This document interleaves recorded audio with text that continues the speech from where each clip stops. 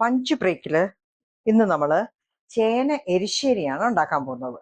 നല്ല നാടൻ ചേന ഒരു ബൗള്, അത് ചെത്തി അല്പം ചൂടുവെള്ളത്തിൽ വേണം കഴുകാൻ. അപ്പൊ കൈ ചൊറിയത്തില്ല കേട്ടോ. ചൂടുവെള്ളത്തിൽ കഴുകി കിഴുത്തത്തവി കൊണ്ട് കോരിക്കഴിഞ്ഞാൽ നമ്മൾ കയ്യെ തുടത്തുമില്ല, ചൊറച്ചിലും ഇല്ലാതിരിക്കും.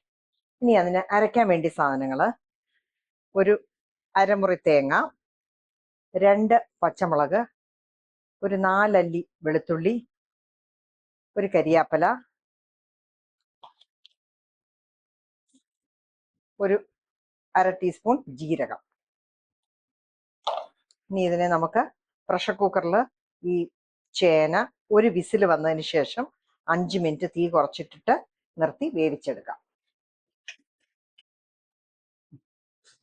അപ്പം ചേന വെന്തിട്ടുണ്ട്. ഇനി നമുക്ക് അതൊന്ന് തവി കൊണ്ട് നന്നായിട്ട് ഉടച്ചു കൊടുക്കാം. മൊത്തം ഉടച്ചു വേണ്ടിയവർക്ക് മുഴുവൻ ഉടയ്ക്കാം, അല്ലെങ്കിൽ കുറച്ച് കഷ്ണമായിട്ട് കിടക്കണമെങ്കിൽ കുറച്ച് കഷ്ണം അതേപോലെ അവിടെ ഇടുക.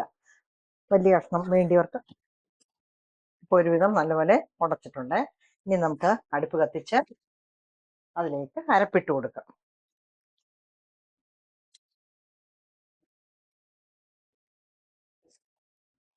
ഇച്ചിരി ഉപ്പോട് ഇട്ട് കൊടുത്തോട്ടെ.